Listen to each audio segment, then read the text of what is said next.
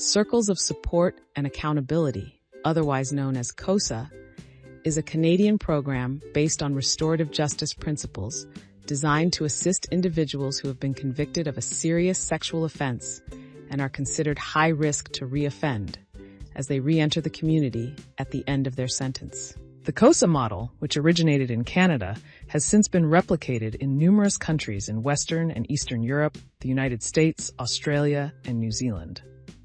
Sex offenders released to the community, often at warrant expiry, are without a formal process of community support or supervision. CoSA was created to address this shortfall by providing a supportive and accountable relationship to these offenders, referred to as core members, who are often released from prison with no family, friends, or support in the community. Many of them are institutionalized after having spent long periods of time in prison, and many have a history of abuse and deprivation. CoSA's operational framework relies on the development of relationships with pro-social members of the community through a circle format.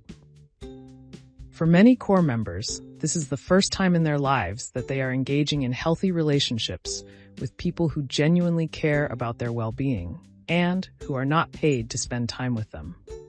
The relationship itself and the voluntary nature of the relationship are seen as fundamental to CoSA's success. Restorative justice principles and practices guide CoSA's operational format and grounds how CoSA frames wrongdoing and what to do about it. Restorative justice begins with a belief that crimes harm relationships and create obligations to right the wrong. CoSA promotes meaningful accountability on these terms, while helping the core member build social capital. From a relational theory perspective of justice, CoSA allows the community, through volunteer members, to build relationships with core members that promote healing and well-being for everyone, while meeting the relational needs of core members and holding them accountable to the community.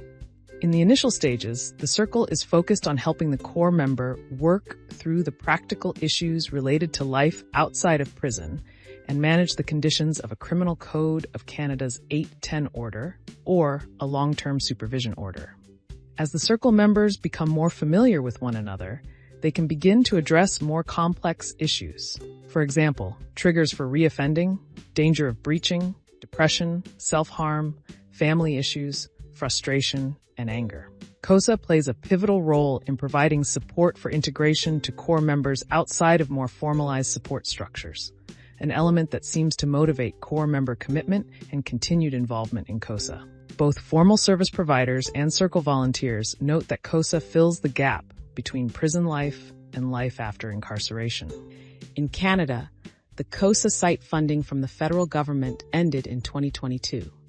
Since then, only short-term projects have been supported, and there is no core funding to sustain its local sites on an ongoing basis. CoSA Canada needs your help to continue to keep circles going. Go to canadahelps.org to make a tax-deductible donation to CoSA Canada. Please visit cosacanada.com for more information. Help CoSA Canada with their goal to have no more victims.